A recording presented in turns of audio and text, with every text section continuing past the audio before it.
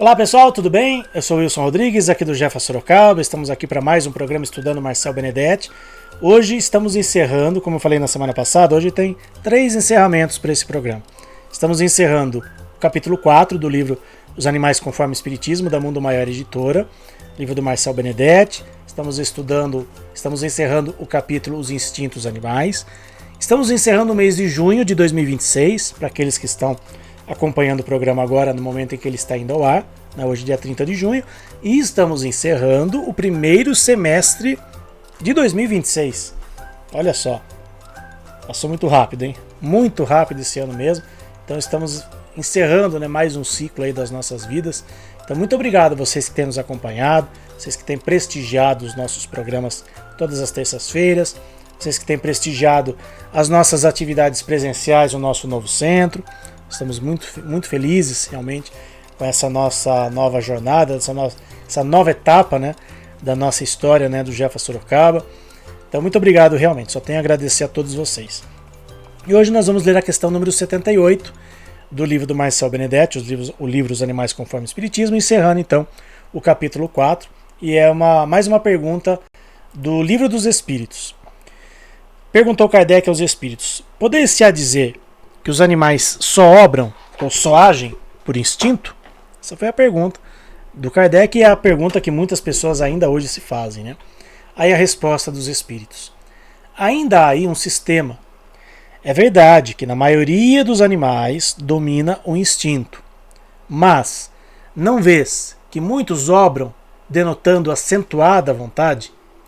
É que tem inteligência, porém limitada. Vejam que desde lá do século XIX, desde o século XIX, quando Kardec publicou as obras da codificação espírita, desde essa época os espíritos já nos diziam, já nos alertavam que os animais têm inteligência. Limitada? Sim, limitada comparada com a do homem, o ser humano, mas já tem inteligência. Então aqueles que ainda insistem em dizer que animal não é inteligente, talvez tenham pulado essa questão do Livro dos Espíritos. Eu acredito que muitos companheiros espíritas não tenham estudado, tenham simplesmente pulado essa questão. Mas vamos ver o que o Marcel comentou a respeito disso. Aí antes do comentário do Marcel, tem comentários do próprio Kardec sobre essa questão. Não se poderia negar que, além de possuírem um instinto, alguns animais praticam atos combinados que denunciam vontade de operar, ou seja, inteligência. Operar em determinado sentido e de acordo com as circunstâncias. Há, pois, neles uma espécie de inteligência, mas cujo exercício quase que se circunscreve à utilização, ou seja, ao meio em que ele vive. Ao meio de satisfazerem suas necessidades físicas e de proverem a sua própria conservação. Nada, porém, criam, nem melhor alguma realizam. Qualquer que seja a arte com que executem seus trabalhos, fazem hoje o que faziam outrora, e o fazem nem melhor nem pior, segundo formas e proporções constantes e invariáveis. A cria, separada dos de sua espécie, não deixa, por isso, de construir o seu ninho de perfeita conformidade com os seus maiores, sem que tenha recebido nenhum ensino. O desenvolvimento intelectual de alguns, que se mostram suscetíveis de certa educação, desenvolvimento e, aliás, que não pode ultrapassar acanhados limites, é devido à ação do homem sobre uma natureza maleável, porquanto não há aí progresso que lhe seja próprio.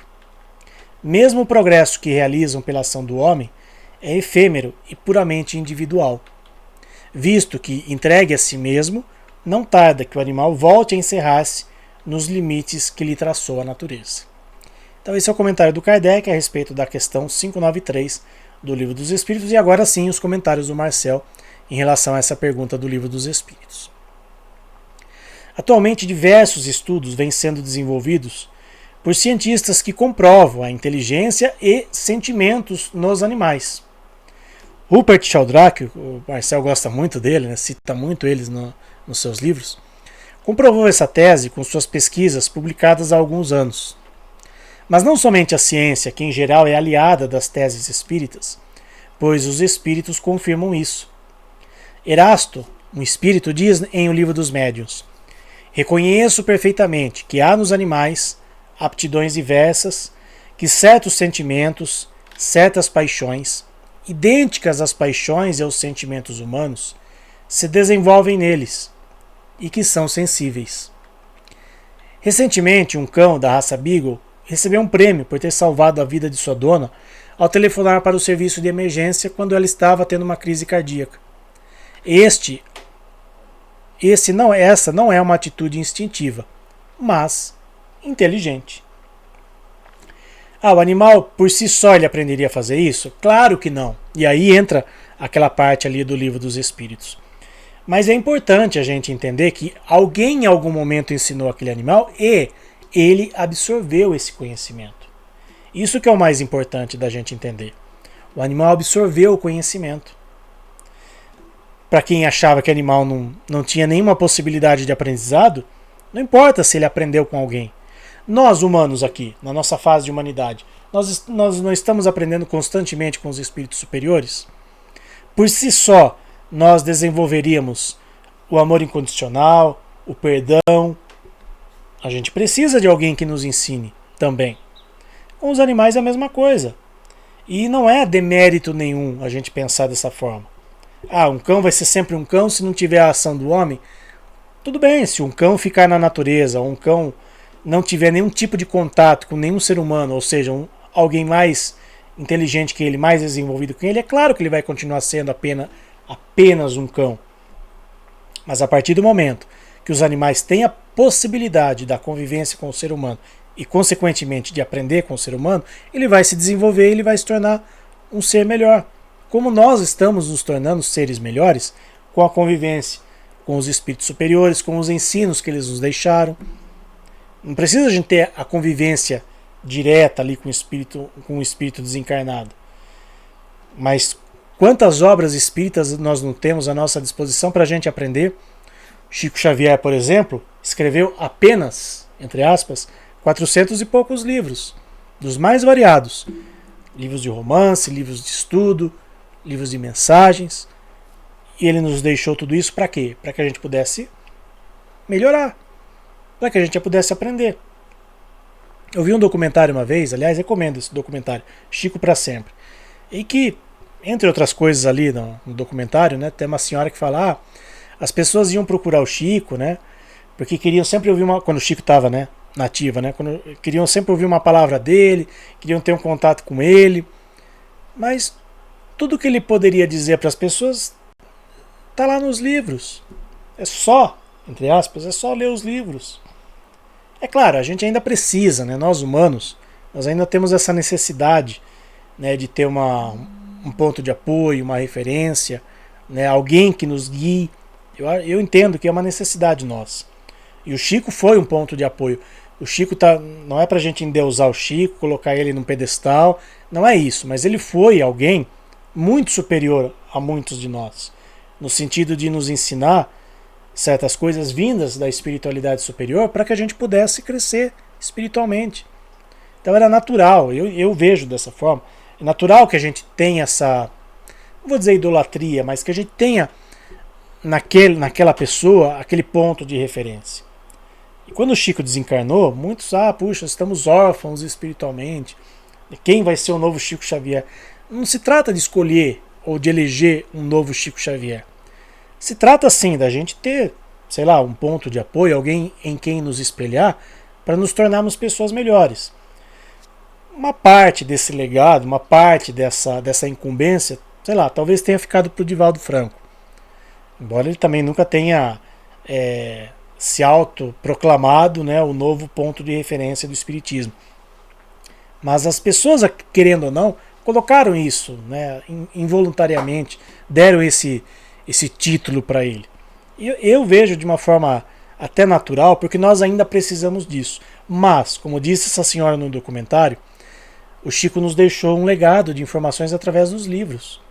E então é para a gente se espelhar nesse legado, nessas informações, nesse estudo, e nós nos melhorarmos.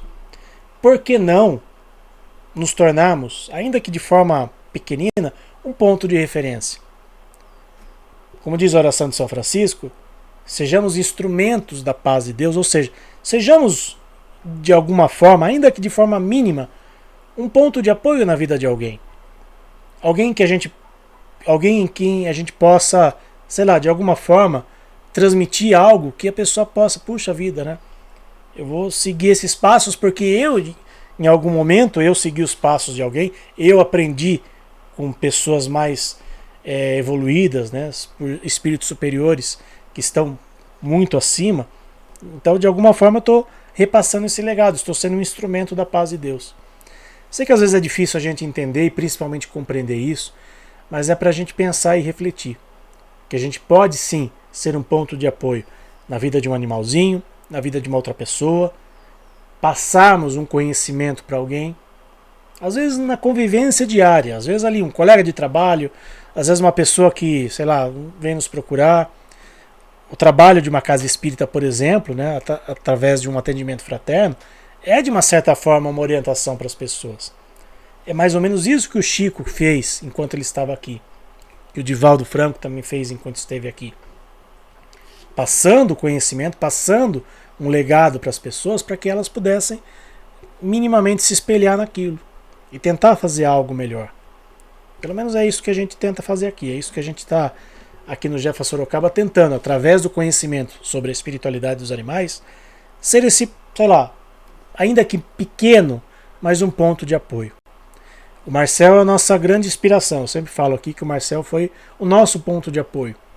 Aquele ser que está longe de ser o ser perfeito, mas um ser muito mais evoluído que muitos de nós aqui, que teve o trabalho de estudar as obras básicas da doutrina espírita, que teve o trabalho de pensar ali todo o conhecimento a respeito dos animais e nos trazer através desse livro fantástico, Os Animais Conforme o Espiritismo. Então, a gente está seguindo o legado, os passos do Marcel, no sentido de repassar o conhecimento, de ser um ponto de apoio, ainda que de forma pequena, na vida de alguém. Somos perfeitos? Muito longe, lógico que não. Temos muito que aprender. Mas a gente está, pelo menos, se propondo a fazer algo. Quantas pessoas têm enormes potenciais e não fazem nada? Depois eu faço. Não estou ainda preparado. Tem pessoas com grandes potenciais aí para ajudar os outros, para fazer grandes coisas e estão aí adormecidas. Talvez demore um pouquinho, mas vai chegar o momento desse despertar de cada um. Graças a Deus, o nosso despertar aqui no Jefa Sorocaba, ele tem sido, né, de forma intensa. E a gente tem tentado fazer aí da melhor forma possível, repassar esse conhecimento sobre a espiritualidade dos animais, que eu entendo entendo que é a nossa obrigação. Ser a voz daqueles que não têm voz dentro do meio espírita. Infelizmente, muitos companheiros espíritas ainda acham que é só um cachorro, é só um gato. Por trás de um cachorro e de um gato que nos procura, existe ali um ser humano também necessitado de ajuda e que também será auxiliado através da nossa casa espírita, através dos espíritos superiores que comandam a nossa casa e que estão ali trabalhando em prol de todos que vão ali nos procurar. Então, esse foi mais um programa Estudando Marcel Benedetti, encerrando aqui o capítulo 4 do livro Os Animais Conforme o Espiritismo. Semana que vem estaremos no mês de julho, iniciando um novo capítulo, capítulo 5, Os Três Reinos, capítulo importantíssimo do Livro dos Espíritos. Tchau, pessoal, fiquem com Deus, até semana que vem.